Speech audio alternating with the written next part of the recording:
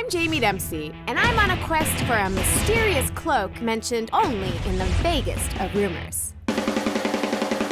Everything I've heard points towards the southern Philippines, where the old ways still live in the Menempa warrior tribe. It is said that their priestesses can weave a cloak from the threads of my life, recording my past and blessing my future. I'm on a quest to find the priestesses and prove myself a warrior worthy of such a gift.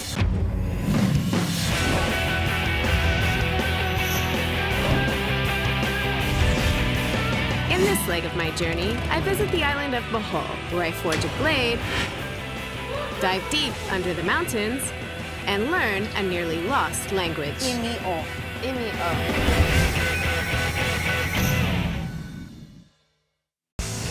After a 75-minute ferry ride along the Cebu Strait, I arrive in Bohol. The place locals call God's Little Paradise. Bohol is famous across the world for its beautiful landscape, natural attractions, and classy resorts.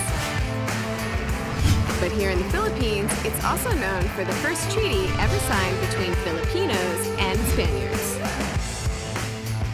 So I'm going to a monument in Tagbilaran City to find out more.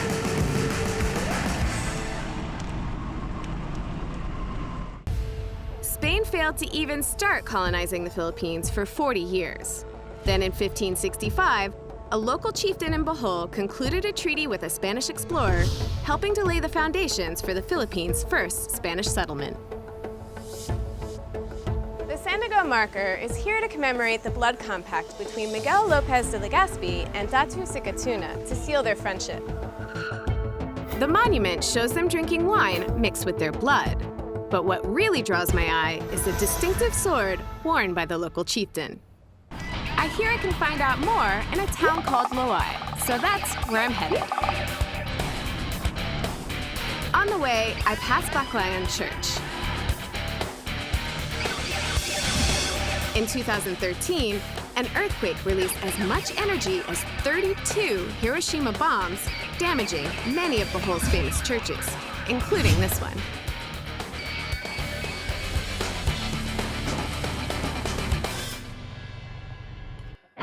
Loai is a smithing town, and while many of its traditional blacksmiths have quit the trade, there are still some who forge the famous Filipino blade called the bolo. Filipino warriors have used bolos against all their colonizers, from Spanish to Americans to Japanese. In fact, in World War II, the first Filipino regiment was called the Bolo Battalion, after their favorite close combat weapons.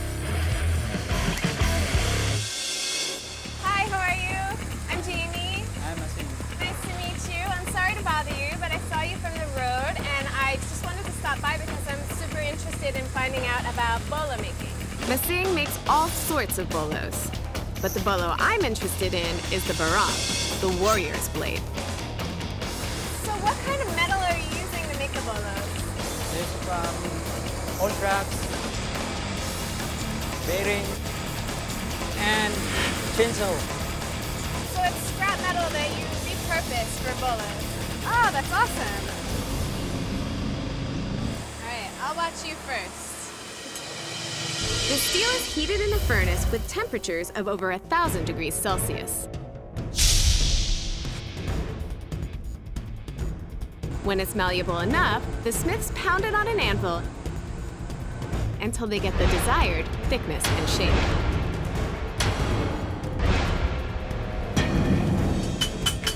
I like the rhythm they have going.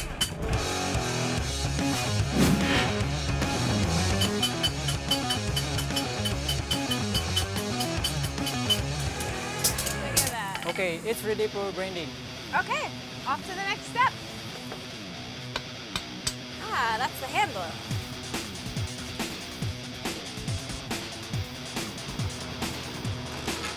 Aha! So this is how we sharpen the bolo. Woo! It's like fireworks. Very pretty, but I don't want to get too close.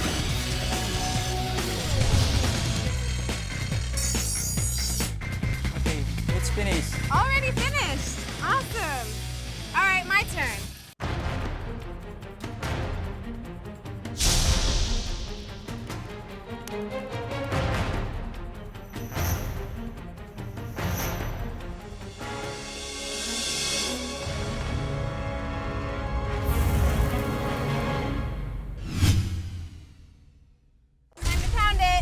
careful. Center. It usually takes a beginner 1 day to get the rhythm. This team has been together for over a decade, so their coordination is perfect. Then you... Wait, when do I go?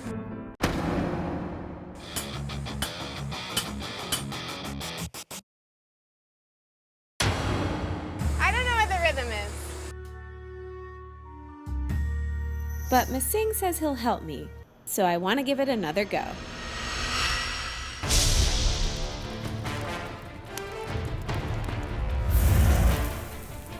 All right, here we go. One.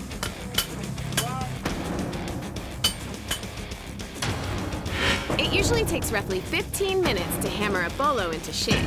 Even after I get the hang of it, it takes me 30 minutes of non-stop pounding before Masing is satisfied.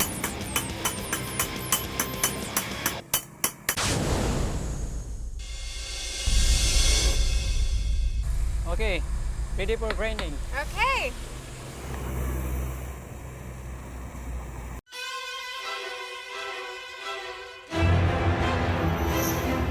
Look, Mom, no safety goggles.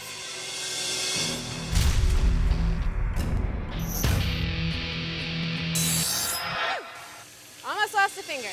I've forged an awesome blade. Its weight is concentrated in front for more powerful chopping, and the handle is shaped to prevent it slipping out of my hand. All right. You think we're finished? Let's see how sharp this baby is.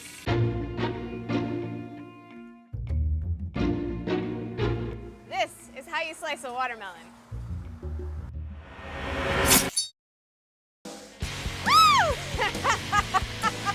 I killed that watermelon. Well, it looks like the bolo I made is pretty darn sharp.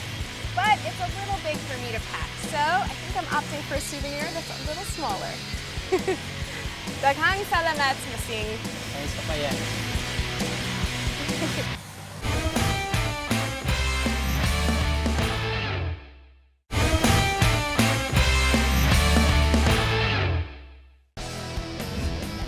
About half of Bohol is covered in limestone, resulting in many famous features.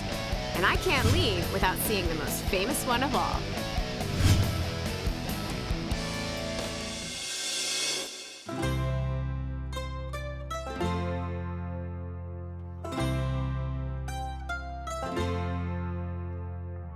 These are Bohol's famous chocolate hills.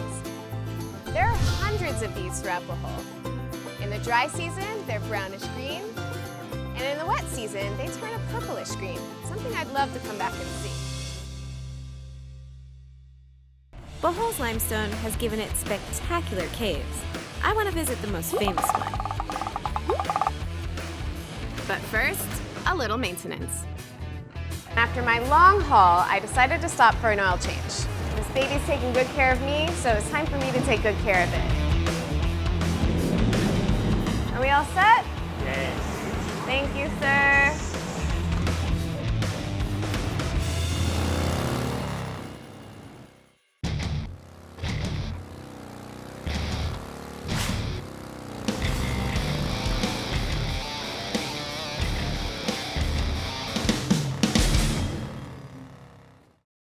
Locals speak of an 18th century freedom fighter, Francisco Dagohoy, who led a rebellion against Spanish rule using a magic amulet. I'm meeting Felix, his 12th generation descendant, to see if we can find Dagohoy's magic. Well, I heard that Dagohoy's cave is just near here. Are we able to retrace his steps? Okay, ma'am. All right, show the way.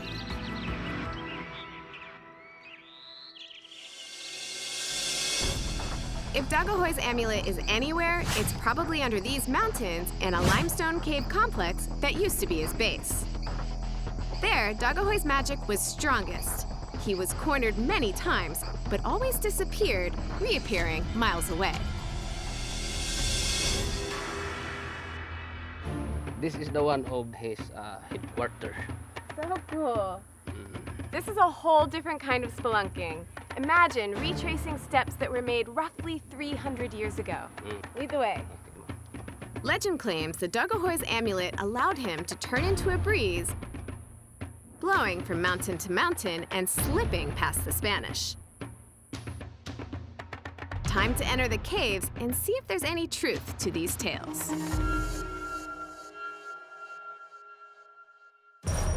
I have no idea how the rebels got in here with just 18th century equipment. It's a 17-meter drop to the underground passages that once housed Dagohoy and his 20,000 rebels.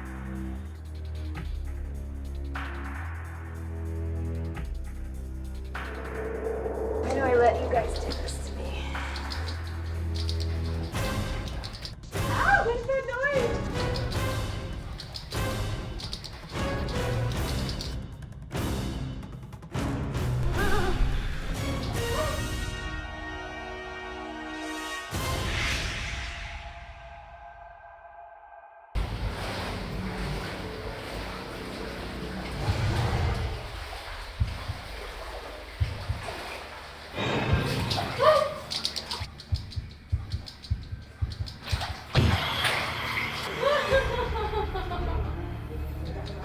Where is it?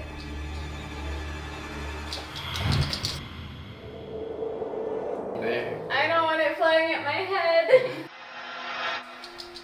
Don't listen to him. He's going to say they're birds, but they're not. They're bats. I told you! Okay, well, I hope I don't see any more.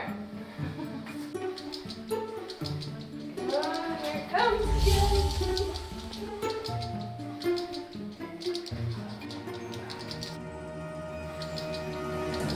Oh, I see it.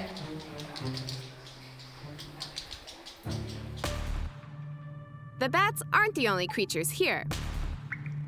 Bohol's caves have their own underground ecosystem, consisting of rare and strange creatures like albino crabs.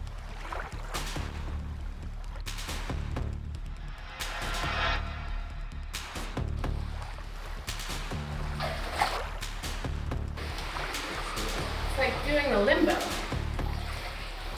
The cave has changed since Dagohoy's time. Most recently, the 2013 earthquake sealed old passages and opened new ones. I have no idea how anyone could navigate this maze without electric lighting. No wonder they say Dagohoy's amulet also granted perfect vision in the dark.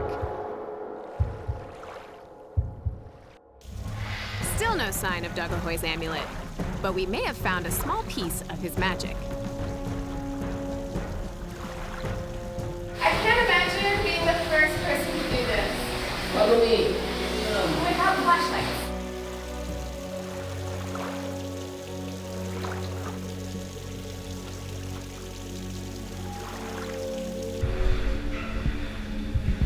What looks like a dead end is actually an underwater tunnel.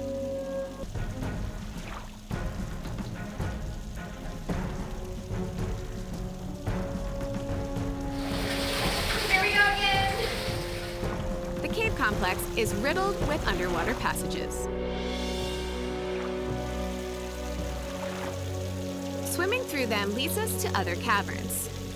Some even lead to other exits. Perhaps this was the source of stories about Dagohoy's amulet and his ability to disappear. I can imagine how impossible it must have been for the Spaniards to find out just where Francisco Dagohoy held his secret meetings in such intricate caves. And I've only seen 1/3 of them. I'm surprised none of them got lost.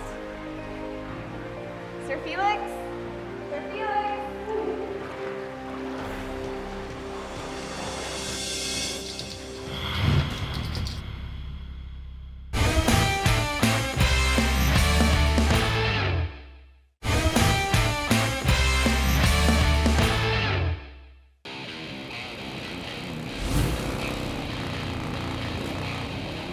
Time for me to return to Tagbilaran to catch my ferry to Samar Island. Along the way, I'm going to stop at some of Bohol's famous churches. The first landmark should be the town of Claret, but after an hour, I still don't see it.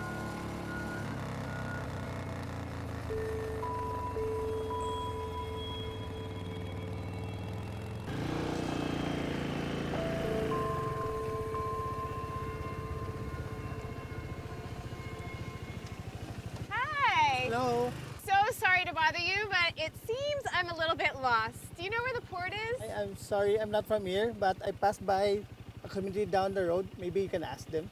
All right, looks like I need to turn around then. Thank you. Yeah.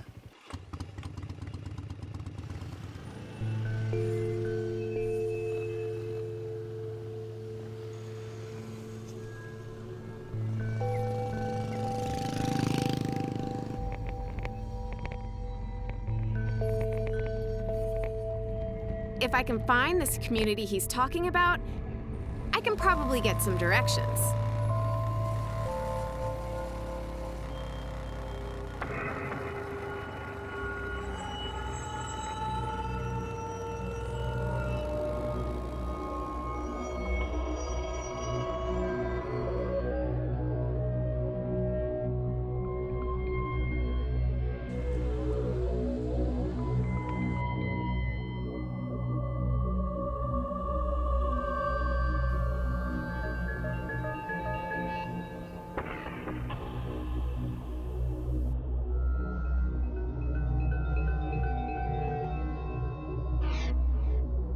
I've been traveling for so long and I'm a bit lost. Do you mind if I rest here for a little while? Yeah, it's okay. It's beautiful here. Yeah. What is this place? You arrive here in the Iskaya community of Taytay Bohol.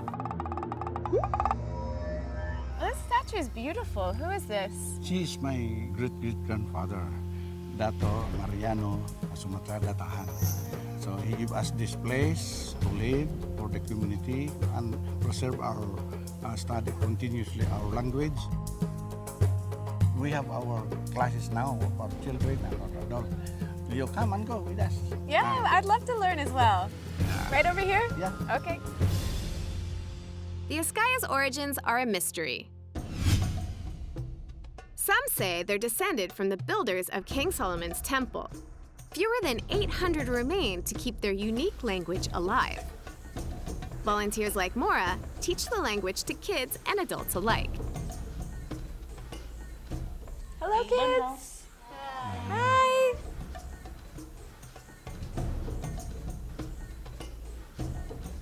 Of course, I'm sitting at the kids' table. This is probably where I should be. Our lesson for today is about the Iskaya language, and we will start first the Iskaya alphabet.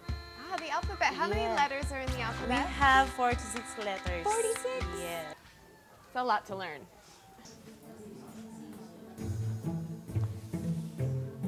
Okay, so these are the Iskaya alphabet.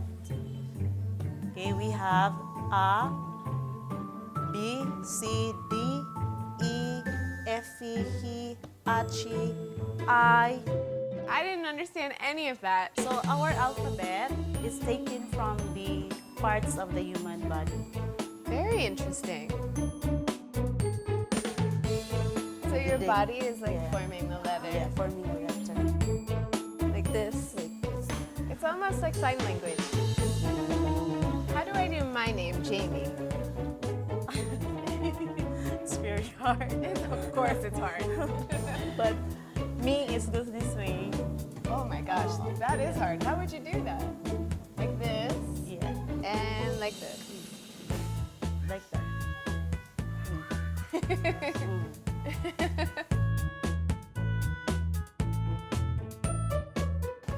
A little more difficult than I thought it would be.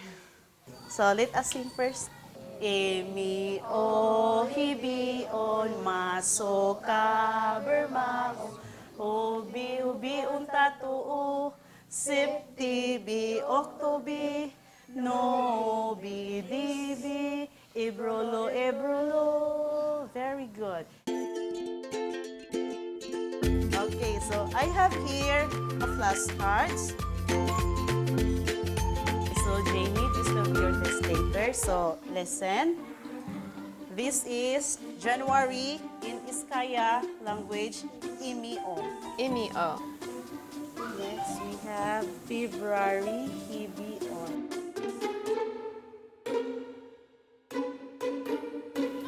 I don't think I'm going to be able to remember all of this.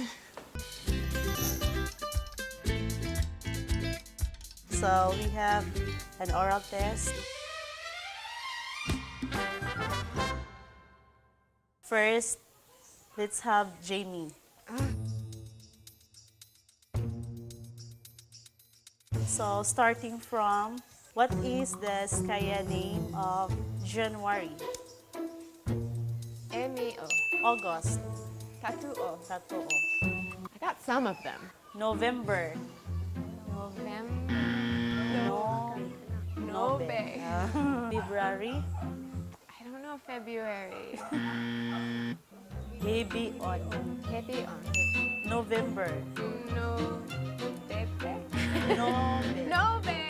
I keep Nobe. forgetting. Yes. April. Caber. Cover. May. Mile. November.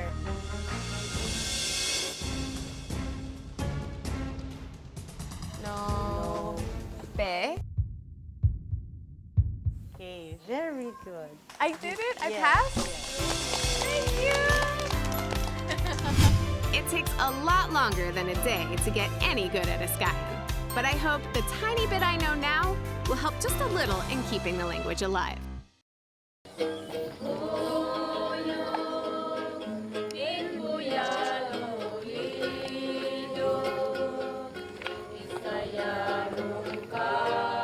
Since it's already getting late, they've invited me to stay the night. And I don't like riding in the dark, so I think I'll join the festivities.